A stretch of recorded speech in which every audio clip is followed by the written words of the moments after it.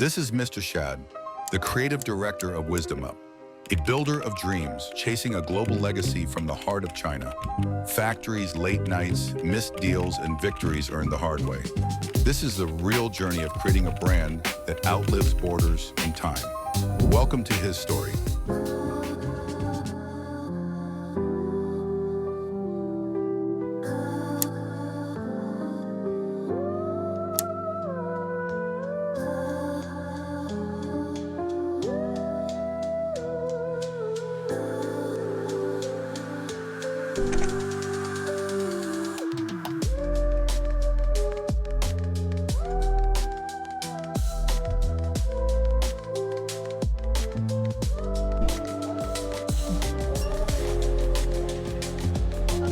Alright, thank you.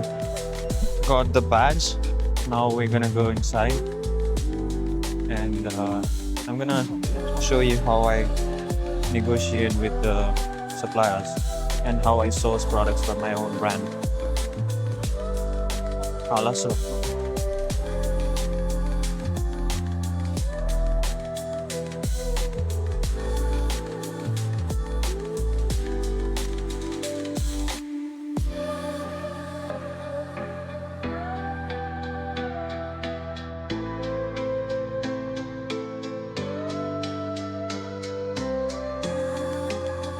So guys, this is the 137th Canton Fair, the biggest trade show in the world.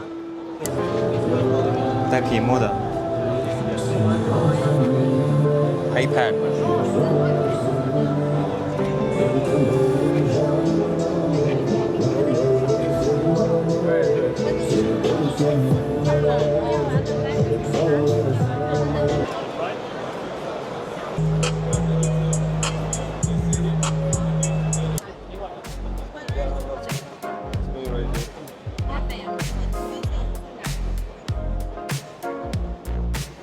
你们不做 OEM 吗？做 OEM， 你们 MOQ 多少？MOQ 更小的就3K， 大的就是一个柜子。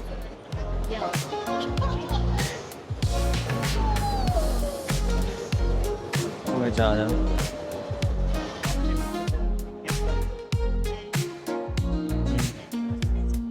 ？How much is this? This one that is $26. $26. Yeah. What is the MOQ? The MOQ is 1,000. 1,000. Is your logo or no logo? Oh, with my logo. Let me check this one. This one looks really good.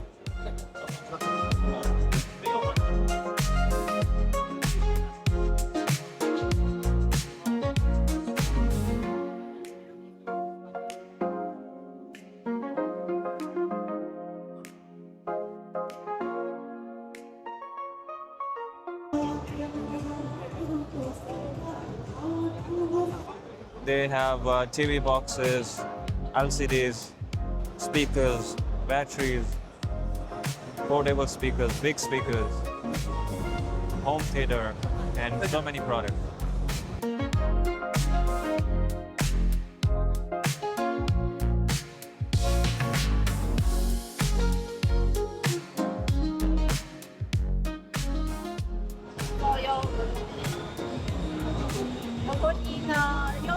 Yeah, for the YouTube. Pocket 3. Yeah, Pocket 3. Do you like Pocket 3? Yeah. Me too. It's very famous right now. Yeah, it's very popular. Yes.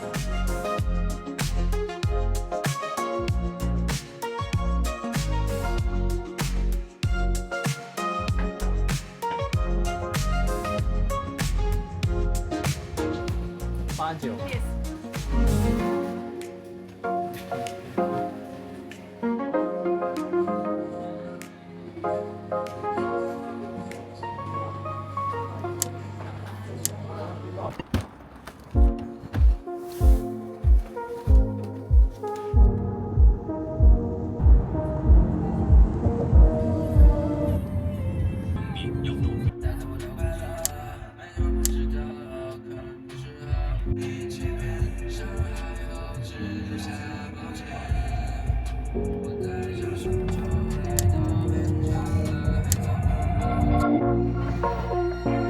所以它有它的量，它有它的卖点，它有它的必它须。好看嘛，时尚嘛，是好看很时尚，对。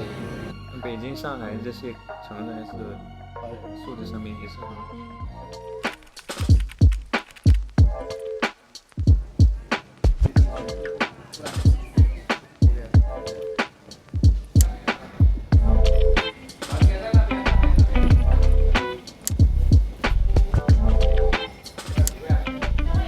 We're gonna have a dinner, Chinese style.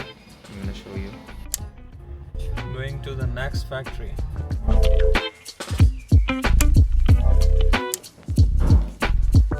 对啊，后面那兄弟，这老板是哪里？住哪里？江西。我们自己去找他，等一下他就不一样了。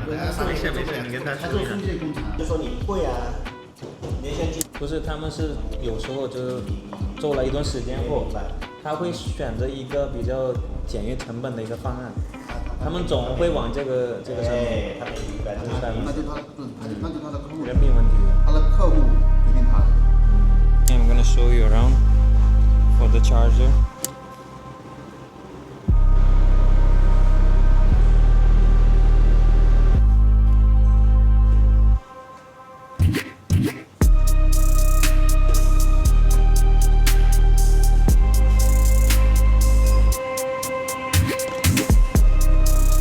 They don't really have a big plant, but it's really enough for us because we just started the new models.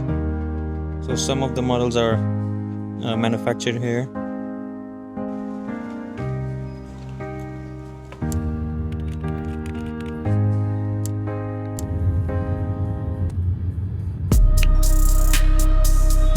I'm gonna show you around. Hey, 你好。 Welcome behind the scenes at the Wisdom Up warehouse.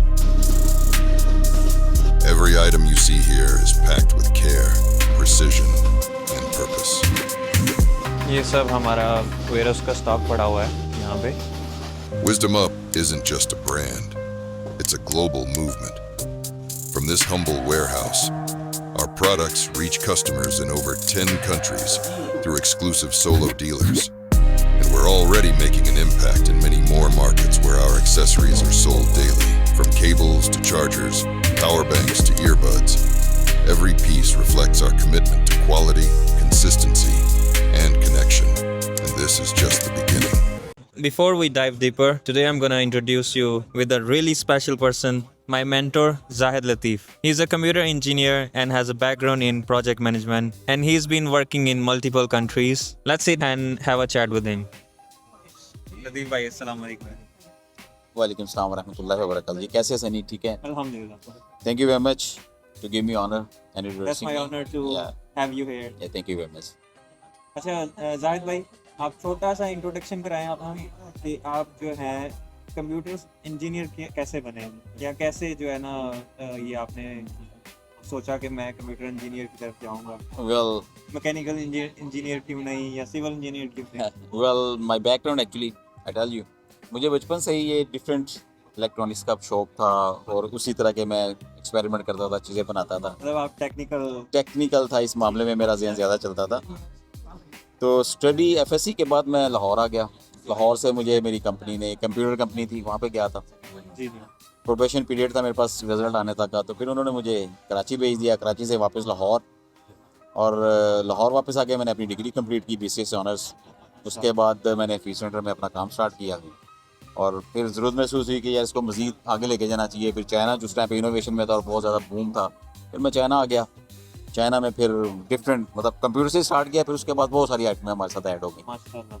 आप मेरे mentor हैं, आपका background वगैरह जानता हूँ तो मैं कुछ सवाल पूछूंगा. जी श्योर थैंक यू. तो आपने जो है ना LED का काम स्टार्ट किया हुआ है, तो ये वो बताएं आप LED को जो है ना आपने कैसे? कंप्यूटर्स हम लोग करते रहे हैं through all the years till Covid. उसके बाद जब कोविड में हम लोग वापस चले गए. आपको पता है यहाँ पे 2020 में क्या सिचुएशन थी. तो जरूरत महसूस हुई. उससे पहले मैं कर रहा था LED का क्योंकि मैं बेसिक जैसे बताया कि मेरा शौक था इलेक्ट्रॉनिक्स का. तो मैंने बहुत सारी इसमें चीज़ें बनाई भी थी और इसके अंदर बहुत सारी मॉडिफिकेशन करके हमने वो बेसिकली हम ODM करते थे. OEM से हम लोग ODM में जाते थे, लोगों की कस्टमाइज चीज़ें करते थे. सही. एक प्रोजेक्ट मेरे पास आया था एलईडी से रिलेटेड, तो मैंने इसको बहुत लाइटली लिया कि यार ये छोटी सी चीज़ का क्या करें। मैं रिसर्च एंड डेवलपमेंट था, हवावे के साथ मैं फ्रीलांसर था, तो उस एंड पे हम लोग काम करने वाले थे। तो दोस्त के सरार पे फिर मैंने एलईडी स्टार्ट की। एलईडी का बिजनेस मेरे काम आया जब कोविड आया। कोविड में हम लोग पाकिस्तान चले गए। पाकिस्तान से फिर मैंने ये यहाँ पे चोंगशांग के अंदर एक फैक्ट्री स्टैब्लिश की, एक चाइनीज़ के साथ मिलके, SMPs को कहते हैं, पिक एंड प्लेस। तो उसके बाद फिर कोविड के बाद जब दोबारा चाइना वापस खुला तो यहाँ पे आए, और मीनवाइल चाइना जब पाकिस्तान में ही थे तो वहाँ पे हमने एक ये फिक्सचर जो जिसमें ये आपका ये लगता है हाउसिंग वगैरह ये चीज़ों की फैक्ट्री में पाकिस्तान में भी बनाई। जो CNC मैन्युफैक्चरिंग होती है वो भी आपने किया था? जी सारा कुछ हम लोगों ने, वही पूरा एक सेटअप है हमारा वहाँ पे। माशाल्लाह। तो आप ये बताएं कि आपने चोंगशान क्यों चूज़ किया? वेल चोंगशान इसलिए चूज़ किया कि जो चोंगशान है वहाँ पे इनका एक एंशियंट टाउन है गुजन। गुजन के अंदर ये सारी इंडस्ट्री है, या उसके सराउंडिंग स्पर्स के अंदर बहुत सारे ये लोग बैठे हुए हैं। वो एलईडी का एक सिटी है, एलईडी का एक डिस्ट्रिक्ट है। आप पूरी दुनिया में अगर आप देखें तो सबसे ज़्यादा एलईडी आपको चाइना के अंदर यहाँ मिलेगी, चोंगशांग में मिलेगी, इसलिए हमने वही उसी का इंतखाब किया। LED का जो है 5 साल या 10 साल का कुछ आप क्या फ्यूचर देख रहे हैं? एलईडी से पहले मैं आपको थोड़ा बता दूं, आपने शेंजन की बात की है। जी, जी। तो शेंजन जब मैं पाकिस्तान से आया था चाइना में, तो यही वो सिटी था, क्योंकि इलेक्ट्रॉनिक्स से रिलेटेड था, हांगकांग था, हाँ जी। उसके साथ में ये शेंजन है। ये हब है दुनिया की। बिल्कुल। तो मैं इसीलिए अट्रैक्ट हुआ था, यहाँ शेंजन में सारा टाइम गुजारा हमने, शेंजन के अंदर ही रहे, वही सब कुछ करते रहे। कंप्यूटर्स के साथ फिर यहाँ पे मोबाइल का आपको पता है, जैसे ये हमारे आप पीछे जो आपके व्यू आ रहा है, यहीं पे ये सारी सराउंडिंग में मार्केट्स हैं। यहाँ पे आपको कंप्यूटर से रिलेटेड, लैपटॉप से रिलेटेड हर चीज़ मिल जाती है, एक्सेसरी मिल जाती है, हार्डवेयर मिल जाता है, सॉफ्टवेयर मिल जाता है। तो यहाँ पे ही काम करते रहे हैं, शेंजन के अंदर ही। शेंजन ही हमारा मेन समझ लें होम टाउन है यहाँ का, चाइना का। एलईडी का जो काम है वो आप समझ लें कि एक एड ऑन था हमारी इसके अंदर, प्रोडक्ट के अंदर। तो कोविड ही इसकी मेन रीज़न थी। जी जी। पहले स्टार्ट में कर रहे थे, थोड़ा थोड़ा कर रहे थे, कोविड के अंदर फिर इसको हमने भरपूर तरीके से किया कि जब सारी दुनिया बंद थी सही। तो हम लोग यहाँ से अपना जो भी शिपिंग चल रही थी थोड़ा बहुत, तो क्योंकि यहाँ पे हमने फैक्ट्री भी अपनी स्टैब्लिश कर ली थी, तो फिर इसी के ऊपर ज़्यादा फोकस रहा, और उसी से रेलिवेंट पाकिस्तान में हमने फिक्सचर फैक्ट्री बना ली। माशाल्लाह। तो जाहिद भाई का जो पाकिस्तान में आप लाहौर से जो जी। ताल्लुक है इनका, जी जी ये कराची में भी रहे हैं। कराची में जो है ना इन्होंने कंप्यूटर का जो है इनिशिएटिव लिया था, उसके बाद फिर जो है ना चाइना में आ गई, घाना में इनका जो है काम है। वो आप थोड़ा बताएं, आप कौन कौन सी कंट्रीज़ में जो है ना आपने अपने जी जब expand किया। चाइना में हम लोग अपने कामों में थे तो फिर ज़ाहिर है यहाँ पे पूरी दुनिया से लोग आते हैं। इसी तरीके से हमारे कनेक्शन डेवलप हो गए। दुबई के कुछ दोस्त थे, अफ्रीका के कुछ दोस्त थे, पहले वो रवांडा युगांडा में थे, गाना में भी। जी जी। फिर उनके साथ हम लोगों ने अपना ये एक्सेसरीज का और हार्डवेयर का जो मेरी फील्ड थी वही काम स्टार्ट कर दिया घाना के अंदर। और जो अगर आप चोंगशांग के हवाले से बात कर रहे हैं तो वहाँ से हम लोग एक्सपोर्ट कर रहे हैं। इंडिया थोड़ा बहुत है, ज़्यादातर ईरान में है, टर्की में है, इजिप्ट में है, बांग्लादेश में है। ये हमारे जो एशिया के डिफरेंट कंट्रीज़ है वहाँ पे हम लोग क्वालिटी एक्सपोर्ट करते हैं। और जो कंप्यूटर के हवाले से बात है वो मोस्टली हमारा पाकिस्तान के साथ ही है, क्योंकि हमारा वो होम टाउन है पाकिस्तान, तो कंप्यूटर का वहीं पे ज़्यादातर है। और जो एक्सेसरी जो हार्डवेयर है वो हम लोग ऑलरेडी गाना में भी कर रहे हैं। जाहिद भाई, हम जो यंग एंटरप्रेन्योर्स हैं जो बिज़नेस का जो है ना करना चाहते हैं, उनके लिए आप क्या एडवाइस करना चाहते हैं कि उनको अपना जो है इनिशिएट कहाँ से लेना चाहिए, किस तरह का एनवायरनमेंट होना चाहिए? जज्बा है लेकिन उनके पास डायरेक्शन नहीं है, तो उनके लिए आप क्या एडवाइस करना चाहते हैं? सजेशंस तो यही हैं, जैसे मैंने बताया, आपने मुझसे पूछा कि आप कंप्यूटर में क्यों आए। मेरा शौक था इलेक्ट्रॉनिक्स का। तो हर इंसान के अंदर कोई ना कोई गॉड गिफ्टेड चीज़ होती है। आप अपने अंदर वो पहचानें कि आपकी ग्रिप किसके ऊपर बहुत ज़्यादा है, जी। आप उसके अंदर ही जाएं, आप उसी फील्ड को चूज़ करें जिसके ऊपर आप बहुत आसानी से डिसीजन ले सकते हैं, उसको कैप्चर कर सकते हैं, उसको कंट्रोल कर सकते हैं। सबसे पहले तो आप उसी से स्टार्ट करें, उसी से पैसा कमाएं, उसके बाद फिर आप जो मर्जी करें। हॉबी से आपकी जो हॉबी है, या आप अपने अंदर देखें कि आपके अंदर क्या स्किल है, आप किस चीज़ के अंदर बहुत स्ट्रॉन्ग हैं, आप उसी से स्टार्ट करें। वॉट एवर इट इज़, वो सफाई का काम क्यों नहीं, आप उसमें अच्छे तो वही करें, उसमें PhD कर लें, बिल्कुल। ठीक है। उसके बाद वंस आप जब ये कर लेते हैं सारा कुछ, उसके बाद फिर आपके पास सब कुछ होता है। आप उसके अलावा 1 2 3 4 5 ऐड करते जाएं। ये टीम वर्क है, जैसे अच्छे लॉयल लोग मिलते जाएंगे आपको, आपके एक्सपीरियंस भी बढ़ते जाएंगे, प्रोडक्ट भी बढ़ती जाएंगे। लेकिन स्टार्ट आप उधर से करें जिसमें आपकी ग्रिप है, जिसको आप समझते हैं कि यार ये मैं बहुत आसानी से और बहुत अच्छे से कर सकते हैं, आप उसी से स्टार्ट करें।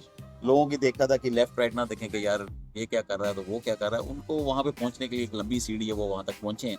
जो आप हैं उधर से स्टार्ट करें, जितना आपके पास है उसी के अंदर से स्टार्ट करें। सही सही। अच्छा जाहिद भाई, आपने देखा होगा अभी जो ट्रेंड चल रहा है एआई का दौर चल रहा है।